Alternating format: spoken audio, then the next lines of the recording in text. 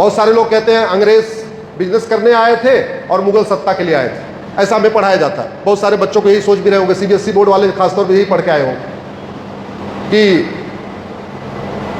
मुगल यहां सत्ता के लिए आए थे और अंग्रेज यहां भी सत्ता के लिए आए थे। बस एक बात मुझे बताइए, जो आदमी सत्ता के लिए आएगा वो ज्यादा दिन रहना चाहेगा या कम दिन रहना चाहेगा? ज्यादा दिन रहना चाहेगा। जो आदमी सत्ता के लिए आएगा वो प्रजा को संतुष्ट देखना चाहेगा, असंतुष्ट करना चाहेगा, नाराज करना चाहेगा। जैसे माननीय सांसद है, माननीय सांसद जी बैठे हुए, ये क्या चाहेंगे? सीधी की जनता नाराज हो या इनसे खुश रहे? खुश रहे, इसलिए वो सारे काम करेंगे जिससे जनता खुश रहे। अगर मुगल वास्तव में सत्ता के लिए आए थे तो अगर उनको नमाज पढ़ने के लिए मस्जिद चाहिए थी तो अयोध्या तो पूरा खाली पड़ा हुआ था, वो कहीं मस्जिद बना लेते। राम मंदिर के ऊपर ही मस्जिद क्यों बनाया? अगर वो केवल सत्ता के लिए आए थे तो मथुरा पूरा खाली पड़ा हुआ था, कहीं जाके मस्जिद बना लेते नमाज पढ़ने के लिए। जन्मभूमि के ऊपर क्यों बनाया? भोजशाला पूरा खाली पड़ा हुआ था, कहीं अपनी मस्जिद बना लेते। सरस्वती मंदिर के ऊपर ही क्यों बनाया? भद्रकाली मंदिर को तोड़ के क्यों बनाया? मैं इस बात पे किसी से भी सार्वजनिक बहस करने के लिए तैयार हूं कि मुगलों ने न यहां कोई नया शहर बसाया और न कोई नई मस्जिद बनाई। 100% 500 साल के शासन में मुगलों ने एक भी नई मस्जिद नहीं बनाई और एक भी नया शहर नहीं बसाया। बसे बसाए शहरों का नाम बदला और बने बनाए मंदिरों का गुंबद बदला। ये जो बातें आपको कह रहा हूं ये सब मैं एफिडेविट पे माननीय सुप्रीम कोर्ट को दे चुका हूं। अब सवाल यह है,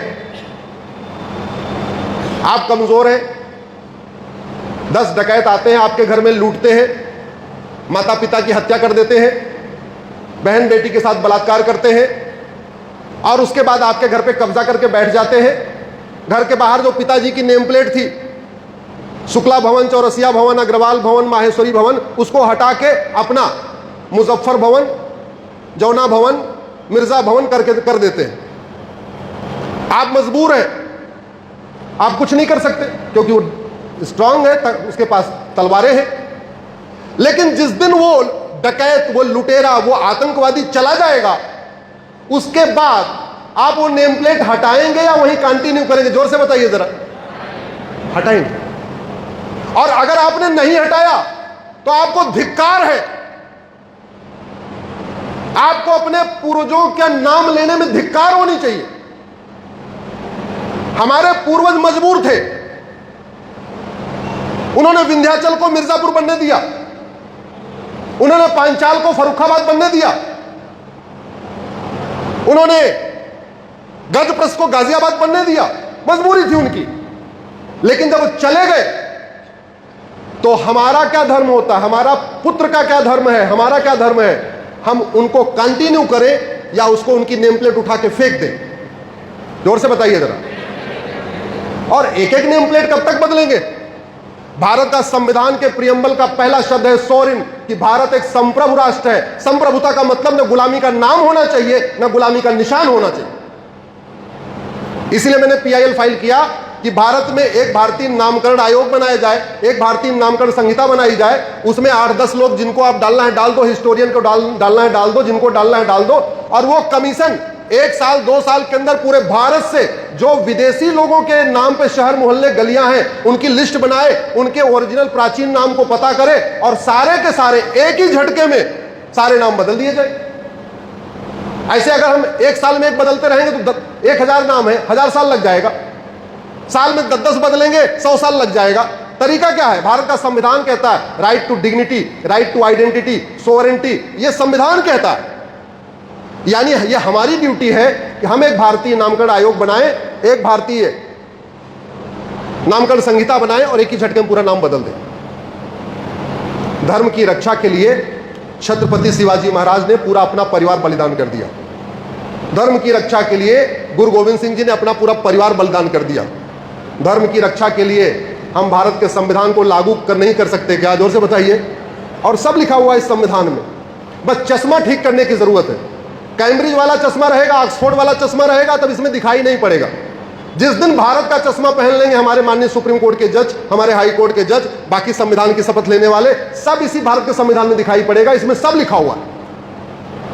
दुख इस बात का है, हम लोग जिस परिवार से हैं, हम जिस विचार परिवार के हैं, हम जितनी बातें करते हैं वो सब संविधान में लिखी हुई है, और फिर भी हमें कम्युनल कहा जाता है। और सामने वाले जितना काम करते हैं सब संविधान के खिलाफ है, और फिर भी क्या कहलाते हैं? सेकुलर। झूठ पाखंड आप देखो, वो संविधान विरोधी काम करके सेकुलर कहलाते हैं, हम संविधान को लागू करने की मांग करने के बाद कम्युनल कहलाते हैं। ऐसा नैरेटिव हो चुका है भारत में। इस समय माननीय सांसद जी 90,000 बच्चे रोज पैदा हो रहे हैं पर डे। मेरी पॉपुलेशन PIL, जब PIL फाइल करता हूं तो 2-4 महीने रिसर्च करना पड़ता है सारे विषयों पे। मैं पहले इंजीनियर था, मैंने बहुत दिन इंतजार किया कि सुप्रीम कोर्ट में कोई हमारे विचारों को लेकर PIL फाइल करे, क्योंकि सामने से इतनी PIL होती थी भाई साहब, बहुत PIL होती रहती थी। वो प्रशांत जी, सिब्बल साहब, पूरे बहुत सारे लोग हैं। 4-5 साल मैंने इंतजार किया कि यार हमारी तरफ से कोई तो फाइल करे। 2 पेपर लेता था, 3 पेपर लगा लिया। मुझे लगा कि जिस पेपर को मैं ले रहा हूं क्या पता इसमें न छप रहा हो। 3 पेपर लगा लिया, 4 पेपर लगा लिया, तब भी नहीं छपा। भगवान की कृपा से मेरी पत्नी को अध्यापिका की नौकरी मिल गई। जैसे अध्यापिका की नौकरी मिली, हमने कहा 2 बच्चे हो गए हैं, दोनों बेटे हैं, दहेज वहेज भी नहीं देना है, हमने नौकरी छोड़ दिया। हमारी उस समय 1 लाख रुपए तनख्वाह थी। मैं मारुति में था, जिसमें कार बनती है। ये गवर्नमेंट की कंपनी थी पहले, अब तो प्राइवेट हो गई। और हमारी पत्नी को नौकरी मिली 8,000 रुपए की, प्राइमरी स्कूल की अध्यापिका। जो होंगे प्राइमरी में उनको पता होगा कितना वेतन उस जमाने मिलता था पहले, अब तो बढ़ गया। जैसे ही 8,000 की नौकरी मिली वैसे मैंने 1 लाख की नौकरी छोड़ दिया। मैंने कहा रोटी कपड़ा की व्यवस्था हो गई है, अब काम चलता रहेगा, भूखे नहीं मरेंगे। उसके बाद जब सुप्रीम कोर्ट पहुंचा, 5 साल तक इतना जलील होना पड़ा, इतना मजाक उड़ाया जाता था। वहां एक पूरी लॉबी है और बड़े वो उनमें बड़ी एकता भी है, देख देख के मजाक उड़ाते थे। 5 साल मजाक उड़ाया, फिर 5 साल विरोध किया। 10 साल बीत गए, उसके बाद से ये कहने लगे कि ये कुछ आए हैं तो मुद्दा ठीक होगा। अब जाके कहते हैं हाँ कुछ होगा मुद्दा, हालांकि विरोध अभी भी करते हैं। उसमें कुछ भूतपूर्व कानून मंत्री है, एक भूतपूर्व वित्त मंत्री है, एक भूतपूर्व गृह मंत्री है, एक भूतपूर्व विदेश मंत्री है। ऐसे वहां बहुत सारे भूतपूर्व हैं जो वहां पे वकालत करते हैं। मेरा यह कहना है, जिस किताब को पढ़ने के बाद शैतान इंसान बन जाए वो किताब स्कूलों में पढ़ाना चाहिए, या जिस किताब को पढ़ने के बाद इंसान शैतान हो जाए वो किताब स्कूलों में पढ़ाना चाहिए? जोर से बोलिए जरा। ये बड़े आश्चर्य की बात है सांसद जी, भारत के संविधान में मदरसा नाम का शब्द ही नहीं है।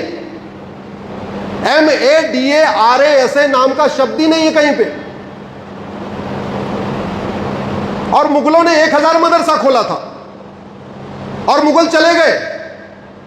तो जब मुगल चले गए तो मदरसा बंद होना चाहिए, मदरसा चलना चाहिए? जोर से बताइए जरा। मुगलों के जाने के बाद मदरसा बंद नहीं हुआ, मुगलों ने 1000 खोला था, आज की डेट में 3 लाख चल रहे हैं। जब अंग्रेज चले गए तो उनके द्वारा शुरू किए गए missionary school, Montessori school, Macaulay school बंद होने चाहिए या उसको बढ़ाना चाहिए? अंग्रेज चले गए, अंग्रेजों ने 1000 मॉन्टेसरी स्कूल खोला, अब उनकी संख्या भी 3 लाख से ज्यादा हो गई। और ये चल किसके नाम पे रहा है? भारत के संविधान के नाम पे चल रहा है। किस नाम पे चल रहा है? माइनॉरिटी के नाम पे चल रहा है। माइनॉरिटी कौन होगा भारत के संविधान में कहीं लिखा ही नहीं। माइनॉरिटी 1000 जिसकी संख्या होगी, या 1 लाख जिसकी संख्या होगी, या 10 लाख जिसकी संख्या होगी, या 1 करोड़ जिसकी संख्या होगी, ऐसा कुछ लिखा ही नहीं भारत के संविधान में।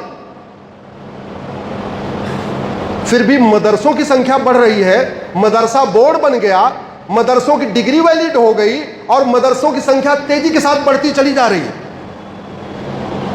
भारत का संविधान इसका ठीक उल्टा कहता है।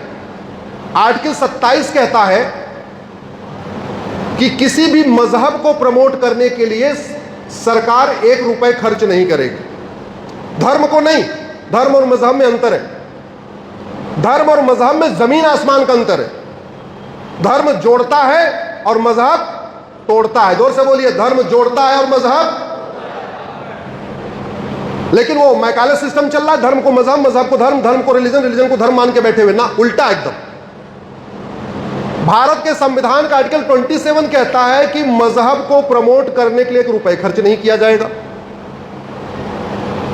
मदरसों में वसुधैव कुटुंबकम प्रमोट किया जाता है या मजहब प्रमोट किया जाता है? जोर से बताइए जरा। क्या मदरसों में सर्वमंगल मांगल्ये नारी तू नारायणी यत्र नारस्तु पूज्यते रमन्ते तत्र देवता सर्वे भवन्तु सुखिनः सिखाया जाता है क्या? नहीं। मदरसों में क्या सिखाया जाता है? मजहब को प्रमोट करना। संविधान का आर्टिकल 27 कहता है मजहब को प्रमोट करने के लिए 1 रुपए खर्च नहीं करें। आर्टिकल 28 कहता है कोई मजहबी किताब स्कूल में पढ़ाना नहीं है। धार्मिक ग्रंथ पढ़ाने पर रोक नहीं है, मजहबी किताब पढ़ाने पर रोक है। भारत के संविधान का आर्टिकल 25 धार्मिक स्वतंत्रता पूर्ण देता है, लेकिन मजहबी स्वतंत्रता बहुत आंशिक देता है। आर्टिकल 25 जिसमें फ्रीडम ऑफ रिलीजन है, वो कंप्लीट फ्रीडम ऑफ रिलीजन नहीं है, बहुत नैरो, बहुत पार्शियल फ्रीडम ऑफ रिलीजन है। उसमें लिमिट लगी हुई है। धर्म की पूर्ण स्वतंत्रता है, मजहब की, रिलीजन की आंशिक स्वतंत्रता है। दुर्भाग्यवश इसके ऊपर आज तक कभी गंभीरता के साथ चर्चा नहीं हुई। हमने धर्म और रिलीजन को डिफाइन नहीं किया। हमने धर्म को और रिलीजन के अंतर को स्कूलों में डाला ही नहीं। और नतीजा यह है कि पढ़े लिखे लोग, कॉलेज के लेक्चरर, बहुत सारे अदालतों में जज धर्म को रिलीजन और रिलीजन को धर्म मान के बैठे हुए हैं, जबकि दोनों में जमीन आसमान का अंतर है। वास्तव में अगर हमें भारत को सुरक्षित बनाना है तो सबसे पहले वो जो पाक ना पाक की सोच थी, जिसकी वजह से अफगानिस्तान में खत्म हुए, पाकिस्तान में खत्म हुए, बांग्लादेश में खत्म हुए, मालदीव में खत्म हुए, कश्मीर में खत्म हुए, मेघालय में खत्म हुए, लद्दाख में खत्म हुए, नागालैंड में खत्म हुए, लक्षद्वीप में खत्म हुए, करगिल में खत्म हुए, हमें उस सोच को खत्म करना पड़ेगा। और वो सोच को खत्म करने का तरीका है भारत में यूनिफॉर्म एजुकेशन सिस्टम लागू किया जाए। पेट के अंदर 9-6 महीने तक कोई हिंदू मुसलमान नहीं होता, कोई पारसी ईसाई नहीं होता। 6 महीने तक वो भ्रूण होता है। 6 से 9 महीने, 3 महीने वो सुनने समझने लगता है। उस समय वो सोचता है, वो वही बात सुनता समझता है जो उसकी मां सुनती समझती है। तो अगर भारत को सुरक्षित करना है, देश को बचाना है, तो सबसे पहले आंखों से बच्चा क्या देखता है, कान से क्या सुनता है, स्कूल में क्या उसको सिखाया जाता है, इसको कंट्रोल करना पड़ेगा। भारत को सुरक्षित बनाना है तो सबसे पहले भारत में यूनिफॉर्म एजुकेशन सिस्टम लागू करना पड़ेगा। 10वीं तक सभी बच्चों की एक किताब हो, 1 नेशन 1 सिलेबस हो, 1 नेशन 1 एजुकेशन बोर्ड हो, 1 नेशन 1 करिकुलम हो। गुजरात वाले गुजराती में पढ़े, महाराष्ट्र वाले मराठी में पढ़े, तमिलनाडु वाले तमिल में पढ़े, बंगाल वाले बंगाली में पढ़े, सब अपनी अपनी मातृभाषा में पढ़े, लेकिन सिलेबस और करिकुलम एक समान होना चाहिए। और मैं फिर से रिपीट कर रहा हूं, भारत का संविधान कहता है कि भारत में यूनिफॉर्म एजुकेशन होना चाहिए, और हो भी सकता। अगर एक रेलवे बोर्ड से पूरे देश में रेलवे चल सकती है, तो एक एजुकेशन बोर्ड से पूरे देश के स्कूल नहीं चल सकते क्या? अगर 1 नेशन 1 टैक्स हो सकता है, जीएसटी लागू हो सकता है, तो कॉमन सिलेबस, कॉमन करिकुलम लागू नहीं हो सकता है क्या? जैसे जीएसटी काउंसिल बनी, ऐसे एजुकेशन काउंसिल बन जाएगी। जैसे जीएसटी काउंसिल में सारे राज्यों के वित्त मंत्री उसके मेंबर होते हैं, एजुकेशन काउंसिल में सारे राज्यों के शिक्षा मंत्री उसके मेंबर हो जाएंगे। जैसे जीएसटी काउंसिल में डिसाइड करते हैं कि इसमें 5% लगाना, किस पे 10% लगाना, ऐसे ही एक्सपर्ट कमेटी बन जाएगी। मैथ में क्या पढ़ाना, फिजिक्स में क्या पढ़ाना, जूलॉजी में क्या पढ़ाना, बॉटनी में क्या पढ़ाना, पूरे देश का सिलेबस डिजाइन हो जाएगा। और आज भी है, जो केवीएस है पूरे देश का सिलेबस एक है, जो नवोदय स्कूल है पूरे देश का सिलेबस एक है। आर्टिकल 16 कहता है सबको इक्वल अपॉर्चुनिटी दो, और इक्वल अपॉर्चुनिटी तभी मिलेगी जबकि कॉमन सिलेबस, कॉमन करिकुलम होगा।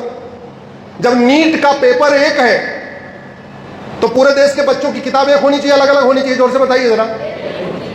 जब जेई का कॉमन पेपर है, एक ही पेपर है, तो सीबीएसई बोर्ड, आईसीएसई बोर्ड, ये दुनिया भर का 65 एजुकेशन बोर्ड क्यों, एक भारतीय शिक्षा बोर्ड क्यों नहीं? सबकी, इस देश की एकता अखंडता मजबूत तब होगी जब मंत्री और संतरी के बच्चे की किताब एक होगी। इस देश की एकता अखंडता तब मजबूत होगी जब गुजराती, बंगाली, तमिल, मलयाली, यूपी, बिहार, एमपी, छत्तीसगढ़ वालों की एक किताब होगी। इस देश की एकता अखंडता तब मजबूत होगी जब कमिश्नर की बेटे की किताब और कांस्टेबल की बेटे की किताब एक होगी। इस देश में एकता अखंडता तब मजबूत होगी जब रिक्शा चलाने वाले का बेटा जो किताब पढ़ेगा वही किताब पायलट का बेटा भी पढ़ेगा, जो किताब मेरा बेटा पढ़ेगा वही मेरे ड्राइवर का बेटा पढ़ेगा। तब देश की एकता अखंडता मजबूत होगी, तब सामाजिक समरसता आएगी। जो संघ ने पंच परिवर्तन का कार्यक्रम लिया है, मेरा 2-3 कार्यक्रम हुआ सामाजिक समरसता के ऊपर, मैंने उसमें यही बोला, सामाजिक समरसता स्थापित करना है तो सबसे पहले पूरे देश में समान शिक्षा लागू करिए। और भारत में थी, चाइना में है, अमेरिका में है, दुनिया के कई देशों में है। ये कोई इम्पॉसिबल बात नहीं कह रहा हूं, ये मैं संवैधानिक बात कह रहा हूं जो संविधान कहता है। जब नीट का पेपर एक है, क्लैट का पेपर एक है, एनडीए का पेपर एक है सबके लिए, जेई का पेपर सबके लिए एक है, एसएससी का पेपर सबके लिए एक है, आईएएस का पेपर सबका एक है, तो फिर 10वीं 12वीं में बच्चों की किताब अलग अलग क्यों होनी चाहिए? होना चाहिए कि नहीं होना चाहिए? इससे जातिवाद भी खत्म होगा, भाषावाद भी खत्म होगा, क्षेत्रवाद भी खत्म होगा, मजहबी उन्माद भी खत्म होगा, कट्टरता भी खत्म होगी। यूनिफॉर्म एजुकेशन सिस्टम आ जाएगा, 10वीं तक सारे बच्चों का थोड़ा मेच्योरिटी आ जाएगी, फिर समझ में आएगा यार ये धर्मांतरण बकवास की बात है। बहुत सारी समस्याएं जो मैं कह नहीं सकता हूं, उनका भी समाधान हो जाएगा यूनिफॉर्म एजुकेशन सिस्टम से।